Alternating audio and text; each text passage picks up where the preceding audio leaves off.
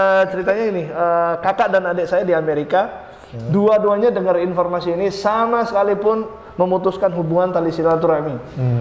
Kamu tidak boleh ngobrol sama aku. Kalau kamu mau ngomong sama aku, kamu harus tobat dulu sama Tuhan Yesus. Kenapa ujiannya seorang mualaf itu berat? Karena hadiahnya bukan TV. Iya.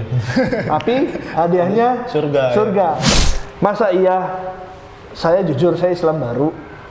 Masa ya sahabat-sahabat muslim saya yang ada di luar sana masa nggak mau balapan sama saya? Iya, masa nggak mau ngambil ibro ibaratnya. Nggak mau balapan sama saya. Ini kan balapannya kan kebaikan. Wastabiqul khairat. Ya.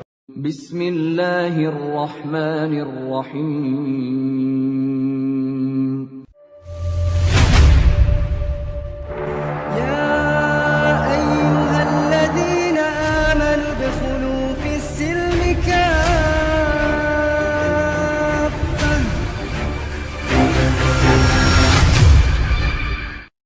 Bismillahirrahmanirrahim. Assalamualaikum warahmatullahi wabarakatuh. Kembali lagi di channel YouTube Ngaji Cerdas, insya Allah mencerdaskan umat bagi mereka yang mau berpikir. Alhamdulillah sahabat Ngaji Cerdas, pada kesempatan hari ini saya sedang berjumpa dengan saudara semuslim saya yang kebetulan qadarullah dia juga adalah seorang mu'alaf. Kali ini kita akan mencoba untuk bertanya-tanya tentang kemu'alafan saudara saya ini, dan banyak hal-hal yang menarik yang ingin disampaikan oleh saudara kita yang satu ini, insya Allah. Nah, sebelum lanjut ke videonya, sahabat Ngaji Cerdas, bagi sahabat Ngaji Cerdas yang belum subscribe channel ini, silakan untuk subscribe, kemudian like, komen, dan share ke teman-teman yang lainnya. Dan kemudian juga aktifkan notifikasinya agar kemudian tidak tertinggal update terbaru dari Ngaji Cerdas, insya Allah. Nah, langsung saja ke narasumber. Alhamdulillah. Assalamualaikum warahmatullahi wabarakatuh. Waalaikumsalam warahmatullahi wabarakatuh. Masya Allah. Namanya siapa? Nama saya Muhammad Al-Ansori. Alhamdulillah ya Allah. Kita sudah lama nggak berjumpa nih Mas, Masya Allah. Udah lama banget ya? Udah lama ya. By the way, sebelumnya gini, mohon maaf ya kalau saya agak nanyanya lebih dalam. Kira-kira dari etnis apa nih? Soalnya kalau dilihat dari matanya kita sama-sama sipit. Kalau saya asalnya dari Surabaya. Chinese Surabaya. Tionghoa Surabaya. Tionghoa ya? Tionghoa. Oh, Tionghoa. Berarti ada keturunan Chinese-nya gitu ya? Iya. Alhamdulillah. Nama asli Muhammad tadi? Muhammad Al-Ansori. Al-Ansori. Itu nama Islam. Nama Islam, alhamdulillah. Nama Kristennya? Rahasia. Nama sebelumnya rahasia. Nah, ya udah, alhamdulillah. Itu mungkin pribadi antum ya, soalnya udah nggak mau pakai. Oh iya bener. Kadang-kadang memang ada suatu nama yang nggak boleh kita bahas. Ya. Karena kan mungkin nanti keinget-inget apa kita nggak tahu dan seterusnya ya. Nah, gimana nih ketika apa namanya menjadi seorang mu'alaf nih? Kan pasti kan banyak sekali tuh tantangan, rintangan dan seterusnya ya. Nah, pertama-tama yang ingin saya sampaikan adalah mungkin sudah berapa lama menjadi seorang mu'alaf? Kurang lebih dari tahun 2017. 2018, 2018, 19, 20, 21. Jadi udah 4 tahun ya. Itu 4 tahun itu kan bukan waktu yang sebentar ya. Pasti kan itu pasti awal-awal juga pasti melakukan sebuah hal yang sulit. Ya kan ada semua mungkin ibadah yang mungkin kayak apa ya, sulit dijalani gitu ya. Jujur kan saya juga mu'alaf ya.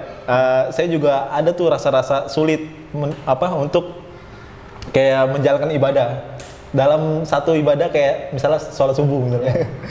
Pas jadi muslim terus suruh sholat subuh bangun jam 4 itu kan sulitnya. Nah, udah 4 tahun ya, bagi saya itu udah udah lama lah, tapi mungkin ini banyak fase-fase yang perjalanan yang menarik yang akan kita bahas insya Allah. Nah, agama yang dulu apa kok kira-kira lo? Saya manggil Kokoh nggak apa-apa ya? Nggak apa-apa, terserah. Manggil Kokoh nggak apa-apa. Alhamdulillah. Agama yang dulu apa kok? Kristen ya? Kristen apa? Katolik atau? Protestan. Ya. Nah, alasannya kenapa meninggalkan Kristen tuh? Jadi gini, waktu dulu pernah bilang sebelum nikah dengan istri, jadi pernah saya bilang sama istri bahwa kamu masuk aja ke agamaku. Nah, ternyata ujung-ujung karena memang harus nikah, jadi memang saya pikir ngapain masuk Islam. Jadi setelah itu mau nggak mau saya harus saya masuk Islam. Tapi karena saya mau masuk Islam, besoknya bisa masuk Kristen lagi dong. Ya kan? Itu semuanya surat. Oh, formalitas. Formalitas. Untuk nikah aja. Tapi akhirnya saya nggak mau. Nah, Masya Allah. Ya udah, maksudnya ya udahlah setelah nikah langsung masuk Islam lagi, masuk Kristen lagi, nggak apa-apa lah, gitu kan. Terus setelah dalam perjalanan Allah itu memang begitu luar biasa sama saya. Akhirnya dibukakan batas saya sama Allah bahwa agama Islam itu benar-benar agama yang paling indah. Kenapa indah? Allah itu nyuruh kita sholat. Nah, mulai dari dulu tuh saya jujur setelah masuk Islam nggak mau sholat. Gue nggak mau sholat. Nggak mau sholat Jumat. Betul. Karena kan mungkin faktornya karena formalitas. Karena pengen mendapatkan istri gitu. Iya benar. Terus habis gitu setelah itu udah habis nikah, Allah kasih banyak ujian ke saya. Kok Islam begini sih? Gitu kan, gue udah sholat, gue udah Jumatan. Kenapa kok gua dikasih ujian? Gitu. Akhirnya saya ngerasa ya Allah, ini ujian paling berat. Pernah ada satu kalimat dari kata-kata Ustadz Abdul Samad, kenapa ujiannya seorang mualaf itu berat? Karena hadiahnya bukan TV. Iya. Tapi hadiahnya surga. Mulai dari situ saya mulai rajin sholat dan mulai dari situ Allah udah nolong. Masya Allah. Gitu. Berarti mungkin emang ada juga sih, memang kalau misalnya kita lihat sejarah-sejarah banyak sekali orang mualaf itu awalnya terpaksa memang. Ya. Karena kan dalam keadaan dan mereka pengen kemudian pengen ada kebutuhan di sana masuk Islam. Tapi lambat laun Allah Subhanahu Wa Taala ngasih daya dan sangat luar biasa ya. Dan ada nggak hal yang paling kokoh inget nih terkait dengan hidayah yang Allah kasih kepada kokoh nih? Kan misalnya kan tadi kan terpaksa tuh ketika dapat Islam, nah bagaimana tuh sampai di mana mempertahankan Islam itu sendiri loh? Jadi ini gini, ketika ini saya buka satu hal, ketika jujur waktu itu benar-benar nggak bisa buat beli makan setelah menikah, pulang ke Jakarta dengan niat kerja lagi, tapi kan susah ya waktu itu ya. Saya juga nyambi ngegojek, akhirnya buat makan nggak bisa, buat bayar kontrakan nggak bisa, buat bayar motor cicilan juga nggak bisa. Jadi akhirnya saya ngerasa, ya Allah ini kenapa kok nggak adil sih buat saya. Dan ketika waktu itu saya diingetin sama Allah, harus husnuzon sama Allah. Ketika saya sudah husnuzon sama Allah, Allah kasih hadiah.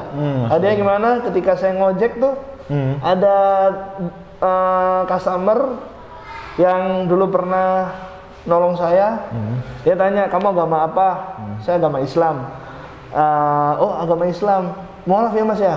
Kok tahu? Iya, kan mukanya Chinese. Oh gitu. Iya. Akhirnya ya mualaf, ya udah sertifikat mualafnya di mana? Semua barang-barangnya mana semua. Tolong kasihkan ke kantor saya siang hari. Masya Allah. Dan perusahaannya itu sampai sekarang masih perusahaan besar yang Allah menurunkan pertolongannya melalui mereka. Masya Allah. Dari saat itu saya dikasih uang 6 juta, hampir 7 juta rupiah untuk bayar seluruh hutang-hutang saya. Masya Allah. Hutang ya, riba, terus bayar motor. Motor itu kan riba. Bayar rumah, kontrakan tuh, itu semua ditolong sama Allah. Masya Allah, keren banget ya Allah. Maka dari itu, kan susah banget tuh ujiannya. Ketika Allah udah bilang kayak gitu, udah nih kamu selesaikan dulu masalah dan urusan kamu. Gitu. Berarti pas ketika masuk Islam, ketika pengen nikahan masuk Islam nih, terus itu tuh mungkin pastinya sulit-sulit mungkin ya, sulit banget ya. Sampai jual BPKB itu. Sampai jual BPKB, masya Allah. Nah, itu sampai mungkin Koko mikir kayak kan Koko mau Kristen lagi tuh, tapi karena sudah syahadat gitu kan ya, maka Koko melakukan segala sesuatu yang sesuai dengan syariat Islam. Tapi Allah tolong di situ ya. Masya Allah, keren banget. Keren banget. Masya Allah. Juga kadang-kadang kan saya sering ketemu sama teman-teman saya yang gojek itu bilang ojek online itu pada bilang, udah sini, gue syahadatin aja. Ya udah syahadatin, mas syahadat aja. Asyhadu alla ilaha illallah wa asyhadu anna muhammadar rasulullah. Udah 3 kali, nggak jadi apa-apa. Masih tetap Kristen gitu. Kan merasa kan waktu itu masih hebat gitu. Iya, betul. Maka dari itu Allah tundukkan saya bahwa benar-benar ini loh hidayah buat kamu, Islam buat kamu. Iya, masya Allah. Gitu. Nah, keren banget ya kalau saya lihat tadi kisahnya, masya Allah, dan sesuatu yang sangat luar biasa, sahabat ngaji cerdas. Nah, kok dari respon keluarga ketika Koko mau masuk Islam, bagaimana tuh respon keluarga? Keluarga pertama mama dukung. Mama dukung. Alasannya apa Mama dukung tuh? Biasanya kan kalau orang Dengerin dulu. Ketika syahadat didukung. Saya didukung terus. Ya, ketika sudah syahadat gak didukung. Oh nggak didukung, oh dipentalin Iya, malah gini, ceritanya gini, kakak dan adik saya di Amerika, dua-duanya dengar informasi ini sama sekalipun memutuskan hubungan tali silaturahmi. Kamu tidak boleh ngobrol sama aku. Kalau kamu mau ngomong sama aku, kamu harus tobat dulu sama Tuhan Yesus. Yesus, gitu. Gitu. Terus setelah itu yang kedua, kalau misalnya sama keluarga besar nih dijauhin, udah nggak ada yang misalnya ketika kita WhatsApp mereka keluarga diblokir, dibales ya kayak gitu. Masya Allah itu ya memang kayak gitu ya Ko ya. Jujur saya juga ngalamin kayak gitu dan saya bakal diusir seterusnya mungkin. Tapi sekarang gimana hubungannya Ko? Alhamdulillah.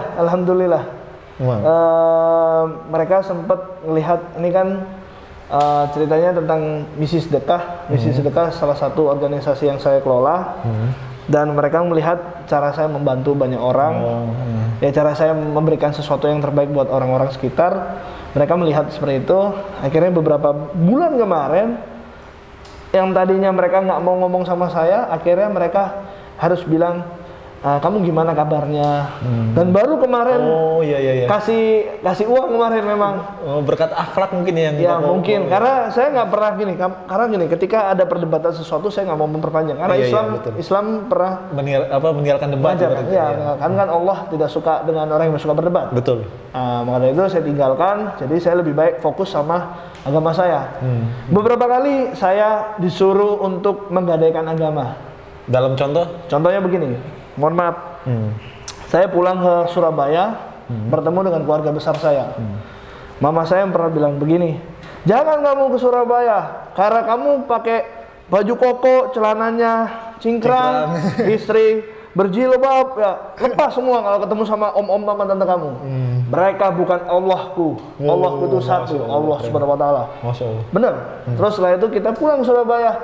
Satu kata pun tidak ada yang membahas tentang jilbab dan celana. Masya Allah keren banget. Karena Allah yang sudah mengatur itu semua. Masya Allah keren ya Allah keren banget. Kita malah diajak makan bareng tuh. Padahal mereka agamanya Kristen semua. Mereka luluh jadinya. Mereka malah disambut diajak makan restoran mewah, ditempatkan di hotel yang mewah. Gitu. Keren banget. Makanya kita disambut dengan baik. Kan mama saya bilang jangan. Tapi saya percaya mereka bukan Allahku cuma satu, Allah Subhanahu Wa Taala. Tapi dalam arti mungkin dalam sisi kemanusiaan terhadap orang tua kita jalani gitu ya. Betul. Tapi dalam hal akidah maka itu masing-masing. Ya, gitu. Keren banget dulu, bener. Jarang loh misalnya seorang mualaf ya yang bisa penetrasi yang kayak antum ini kok, jarang. Karena mereka kadang-kadang masih ngumpet-ngumpet gitu, masih khawatir, masih takut dan seterusnya. Keren banget kok. Karena kalau misalnya menurut saya kalau kita mencari akhirat, dunia pasti ikut. Masya Allah, keren. Ya kan? Karena banyak orang sering gini, ketika saya udah masuk Islam, saya sering dihina, dicaci, diremehin. Kamu masuk Islam makan apa? Kamu nanti masuk Islam hidup kamu makin susah. Kan hidup susah bukan karena agama. Betul. Hidup susah karena kita kepengen atau enggaknya untuk berusaha. Betul. Ada pilihan yang ada pilihan. Betul. Tapi di satu sisi saya gini, saya pernah tahu bahwa Allah itu menjamin kita. Gak bakalan Allah itu gak menjamin kita. Burung aja dijamin sama Allah. Betul. Nah gimana kita sebagai manusia? Iya. Makanya itu kita kan cari akhirat bukan cari dunianya. Betul. Nah keren banget sih dari kisah-kisahnya. Saya hampir terharu loh. Terharu lah Masya Allah. Nah kita akan cairi kok suasana.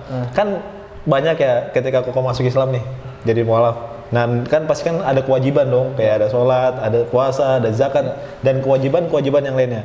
Kira-kira yang paling sulit yang kok jalani dari kewajiban Islam itu apa kok? Yang awal-awal ketika kok jadi mualaf nih? Ya puasa. Puasa ya?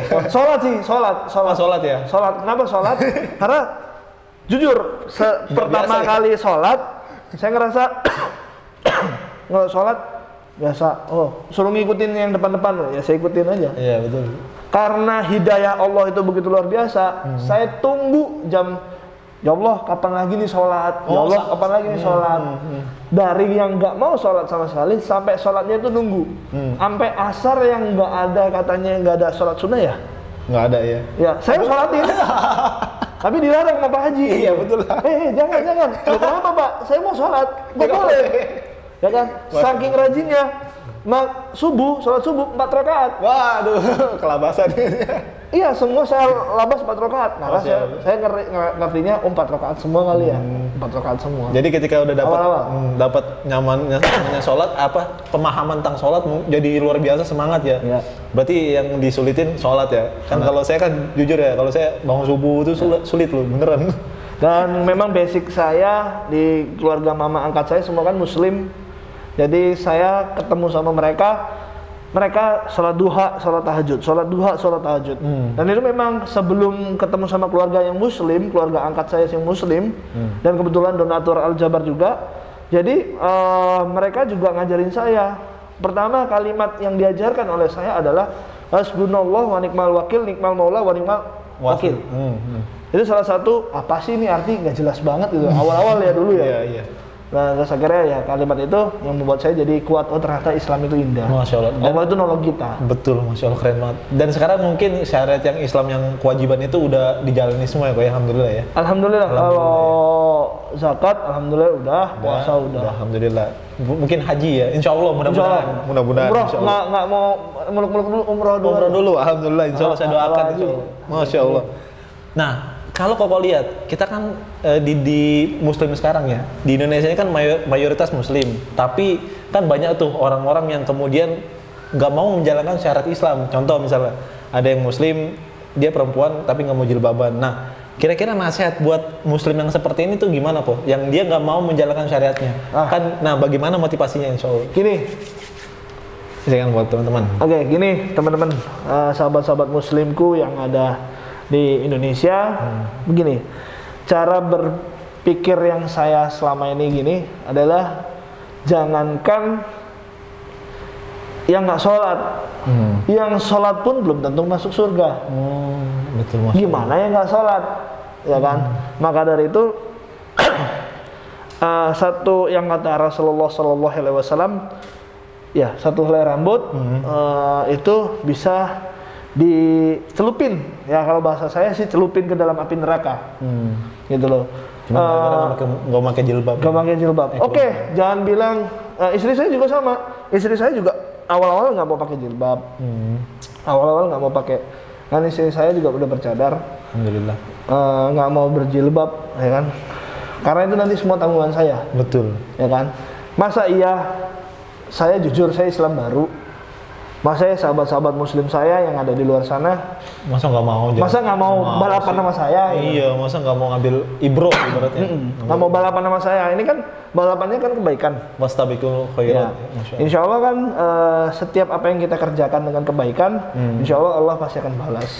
Iya, Masya Allah. Jadi kesimpulannya sahabatnya cerdas bahwa orang yang Muslim yang ibadah, yang beramal soleh itu pun belum tentu diterima sama Allah kan gitu ya. Apalagi seorang Muslim yang nggak mau ibadah itu tempatnya di mana? Kan gitu.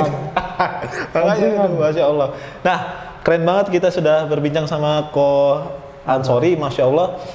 Dan saya rasa saya dapat banyak nasihat dari antum Ko, karena kan saya belum ngerasain apa yang antum rasain gitu kan ya. Walaupun saya juga seorang mualaf, tapi pengalaman antum keren banget, Masya Allah. Insya Allah ilmu saya belum ada apa-apanya daripada. Insya Allah pasti ada manfaatnya buat umat, Insya Allah. Nah, mungkin itu aja sahabat ngaji cerdas yang bisa kita sampaikan pada kesempatan hari ini. Terima kasih Ko Ansori. Insya Allah kita akan bertemu lagi kapan lain waktu, Insya Allah dengan tempat yang berbeda, Insya Allah, dan kemudian dengan keadaan yang berbeda juga. Kita doakan semoga Ko Ansori istiqomah dalam jalan dakwah Islam, kemudian diwafatkan dengan dalam keadaan terbaik ya Ko ya. Oke, mungkin itu saja sahabat ngecerdas yang kita bisa sampaikan. Sekali lagi, barakallahu fiikum. Wassalamualaikum warahmatullahi wabarakatuh. Waalaikumsalam warahmatullahi wabarakatuh.